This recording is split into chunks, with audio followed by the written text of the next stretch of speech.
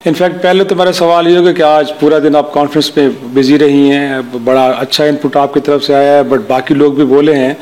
तो कोई take away क्या है गवर्नमेंट के लिए आज के लिए? बिस्मिल्लाहिर्रहमानिर्रहीम। सबसे पहले मैं मुबारकबाद देना चाहूँगी डॉन को, इसलिए कि this conference is a great need of the time. क्योंकि देखिए, जहाँ पर हम हमेशा किरदार की बात करते हैं, सिविल सोसाइटी का किरदार हो, दूसरे तमाम तर इदारों का किरदार हो, वहाँ पर जो मीडिया का किरदार है और स्पेसिफिकली क्लाइमेट चेंज के ऊपर मैं समझती हूँ ये एक बहुत बड़ा कदम जो है ये आज लिया गया। और इसके अंदर जिस तरह से पंजाब ने, KPK ने और फेडरेशन ने, सब लोगों ने मिलके इसमें पार्टिसिपेट भी किया। और जैसे आपने कहा कि मैं सुबह से अभी तक यहाँ पर हूँ, तो आई थिंक टेक अवे कोई एक नहीं है, इसमें बहुत सारी चीज़ें। और जो चीज़ सबसे बड़ी अहम नज़र आई, एक तो ज़ाहिर है मीडिया का जो की मौजूदगी, मीडिया की इस टाइम जो सेंसिटाइज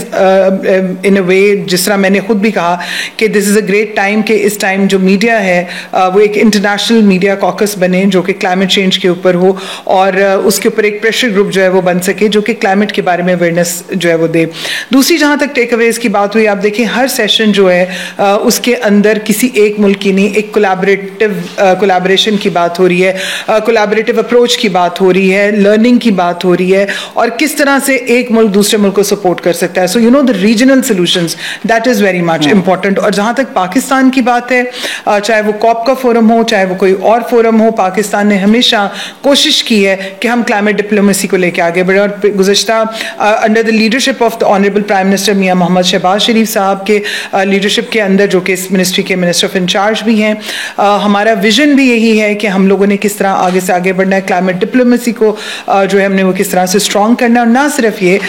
बल्कि किस तरह से रीजनल जो सॉल्यूशंस हैं उनकी तरफ जाना है, और क्लाइमेट जस्टिस जो है उसकी भी बात जो है वो बार बार की जा रही है। आई एम सो ग्लैड कि आपने मुख्तलिफ सेशंस में देखा, चाहे वो जुडिशरी की तरफ से हो, चाहे वो सिविल सोसाइटी की तरफ से हो, चाहे वो सार्क कंट्रीज़ की तरफ से हो, चाहे वो साउथ एशिया की तरफ से हो, या किसी भी डेवलपमेंट पार्टनर्स की तरफ से हो, सबकी जो अप्रोच है वो एक ही थी, and that is more over solutions और कोलैबोरेशन। नहीं, पास्ट हमने देखा कि पंजाब गवर्नमेंट ने स्मोक को लेके कहीं इंडियन गवर्नमेंट को एंगेज करने की कोशिश की, बट रिस्पॉन्सेस नहीं आया। बट जो रीजनल अप्रोच की आप बात कर रही हैं, इसको मेक श्योर कैसे किया जाएगा? कोई न्यूट्रल फोरम कोई ढूंढा जा रहा है, कैसे एंगेज किया जाए? क्योंकि आज एक्सपर्ट्स तो हर तरफ से आए हैं, नेपाल से लेकर हिंदुस्तान, श्रीलंका, बाकी ममालिक से भी जाए, उन्होंने अपना इनपुट दिया है। देखिए, ये तो एक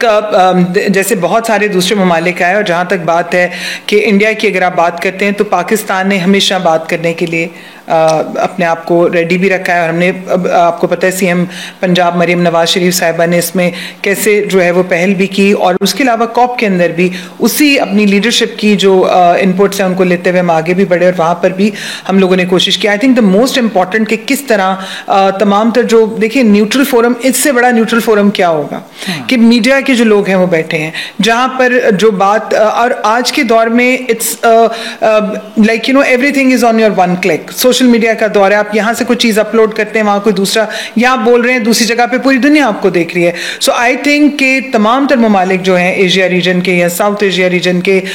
या रीजनल अगर हम बात करें, तो every one is very much on it. So I think this is a time for every one two participate in it, क्योंकि अब ये वो वक्त नहीं है कि जो अगर आपके मुल्क में कुछ हो रहा है, तो वो अगर आज पाकिस्तान में, जैसे मैंने अपनी उसमें गुफ्तगू में भी कहा कि इट इज़ नॉट नो मोर कि if something is happening in Pakistan, अगर आज कुछ पाकिस्तान में हो रहा है तो कल किसी दूसरे मुल्क में नहीं होगा, उसका इम्पैक्ट दूसरे मुल्क को भी जाएगा। So I think this is moreover a human right challenge and human right issue, और हम सबको इसके ऊपर इकट्ठा आज नहीं तो कल होना तो पड़ेगा। तो क्या वो जो इंटरनेशनल फंड की बात तो की जाती है, बट रीजनल फंड की तरफ भी जाया जा सकता है, उस हवाले से भी एंगेजमेंट फ्यूचर में देखिए क्यों नहीं, क्योंकि मैंने तो कॉप के अंदर भी बार बार इस बात को इस पे एम्फसाइज किया है, और अभी के we need to come up for the risk pool. Developing countries को अपने लिए एक साथ खड़ा होना पड़ेगा, और इसके लिए डिफरेंट फोरम्स जो हैं, क्योंकि बार बार पाकिस्तान ने बात की, क्योंकि जहाँ पे भी honourable prime minister Mian Mohammad Shahbaz Sharif साहब ने बात की, वो हमेशा क्लाइमेट जस्टिस की बात करते हैं, क्लाइमेट फंडिंग की ये क्राइसिस की बात करते हैं। अब आप देखिए जो डेवलपिंग कंट्रीज, अगर हम पाकिस्तान को लें तो पाकिस्तान आज जिस उसके ऊपर मुकाम पे हम लोग इतने बड़े डिजास्टर्स में से निकले हैं, रेजिलियंस कौम है, एक खुद मुख्तार कौम है, हम हर चीज़ से निकलते हैं, क्राइसिस आते हैं उनसे बड़ी खुददारी के साथ हम उनके चैलेंजेस का मुकाबला भी करते हैं। लेकिन उसके बावजूद एक सवाल कम्युनिटी, इंटरनेशनल कम्युनिटी के लिए है, उन लोगों के लिए जो ह्यूमन राइट्स के फ्लैगशिप होल्डर्स हैं, कि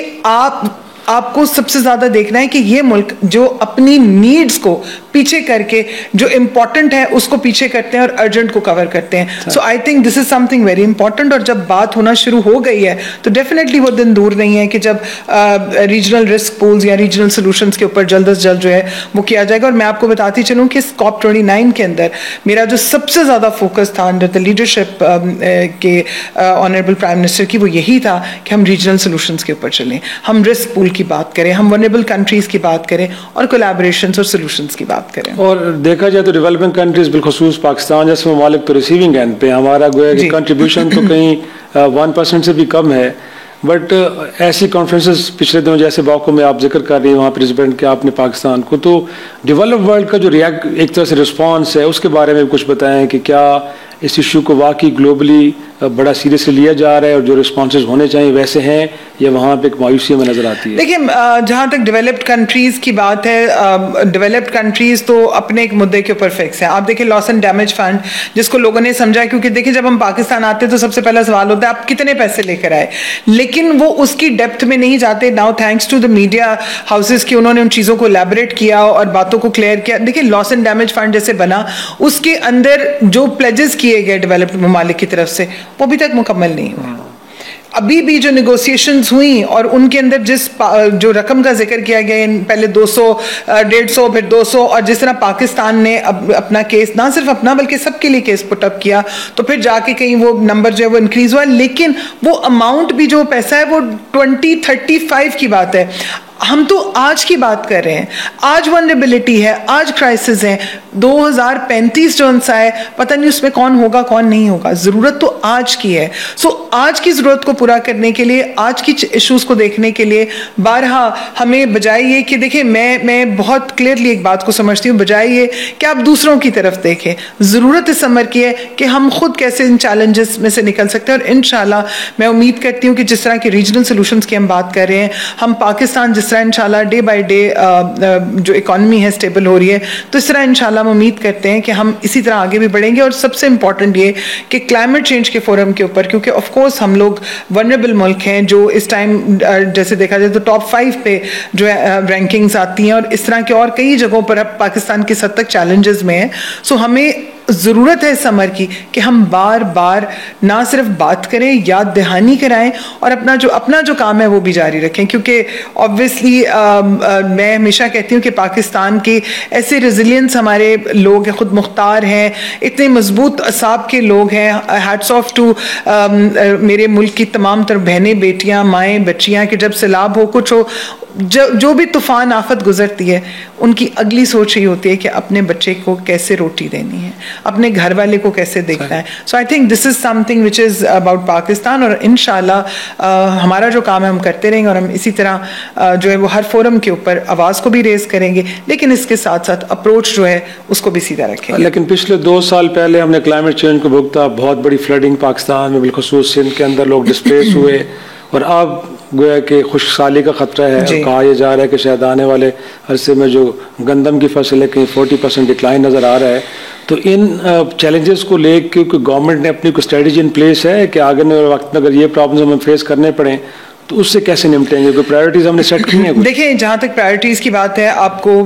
डेफिनेटली पता है कि honourable prime minister Mian Mohammad Shahbaz Sharif साहब हमेशा चीज़ों को वक्त से पहले जो है वो ड्यूटीज़ भी साइन की जाती हैं, कमेटीज़ भी बन जाती हैं। जैसे मैं आपको याद दिलाना चाहूँगी, हीट वेव का जब सिलसिला था तो उस वक्त आने को था, और उससे पहले जो है वो अप्रैल मई के अंदर कमेटीज़ भी बन गई और उसके ऊपर काम हुआ। फिर एहसन इकबाल साहब जो है उसको हेड भी करते रहे, पहले मैं करती रही, फिर उसके बाद जो हमारा कंट्री लेवल के ऊपर नेशनल उसके ऊपर जो है वो एहसन इकबाल साहब ने, फिर जब वो फ्लड्स वगैरह की सूरत हाल हुई तो NDMA, PDMAs और DDMAs जो एक्टिव किया गया। अब हम सब जानते हैं कि 18वीं तरमीम के बाद बहुत सारी चीज़ें सूबों के पास गई, लेकिन इसका ये हरगिज़ मतलब नहीं है कि जो हर सूबा जो है वो अपने उसमें होगा, एक जो कोऑर्डिनेशन है वो definitely is the top priority. किस तरह से किसने किस तरह से मिलके चलना है, कैसे चीज़ों को लेके चलना है, that is of course a top priority. और इसके ऊपर इन चीज़ों को देखा भी जा रहा है और किस तरह से आगे चल के हम इन चैलेंजेस से जो है वो बाहर हमने सुरखरू होना है और आगे कैसे चीज़ों की तरफ लेके जाना है, इन तमाम तर चीज़ों के ऊपर जो है वो बिल्कुल काम भी। वज़ीर आला खैबर पख्तूनख्वा तो आज क्लेम कर रहे थे कि शायद वहाँ पे जंगलात में बड़ा इजाफा किया गया है, वहाँ पे प्लांटेशन हुई है, बट वो जो एक कलेक्टिव अप्रोच होती है कि तमाम फेडरेशन के यूनिट्स मिलके कुछ एक एफर्ट करें, आपको लगता है कि इस वक्त इन प्लेस है या उसमें भी कुछ अभी एरियाज हैं जिनको? देखिए, जैसे मैं तो ये समझती हूँ कि मेरे देश का एक एक सूबा मेरा सूबा है, हमारा सूबा है, क्योंकि मुल्क है तो हम सब हैं। और इसमें जब तक आप कलेक्टिवली काम नहीं करेंगे, मैं आपको यहाँ पर बिल्कुल कहना चाहूँगी कि KPK की अगर हम बात करें तो कॉप के अंदर तमाम तर सूबे जो हैं, मैंने पूरी कोशिश की कि हर एक सूबा जो है वहाँ पर प्रॉपरली मौजूद हो, उसकी रिप्रेजेंटेशन हो, उसको फैसिलिटेशन प्रॉपर की जाए। ठीक इसी तरह से अगर हम फॉरेस्ट्रेशन की बात करते हैं, कलेक्टिव अप्रोच की बात करते हैं, तो वफाक का काम, हमारा काम जो सा है वो कोऑर्डिनेशन है, हमारा काम जो है वो इंटरनेशनल रिलेशंस को भी देखना है। उसकी इन तमाम चीज़ों को ज़हन में रखते हुए हमारी जो सबसे अवलीन कोशिश है वो यही है कि तमाम तर चीज़ों को साथ लेकर चला जाए। और आप देखें, जैसे पाकिस्तान क्लाइमेट चेंज अथॉरिटी की अगर हम बात करते हैं तो डेफिनेटली उसके अंदर भी जो सूबे हैं उनकी प्रॉपर रिप्रेजेंटेशन मौजूद है। इसी तरह डिफरेंट जो भी चीज़ें आती हैं, हमारी सबसे ज़्यादा इंपॉर्टेंट कोशिश यही होती है सबसे पहली, और उसको फोकस किया जाता है बार बार, कि तमाम तर सूबों को हम आहंगी के साथ लेके चला जा सके।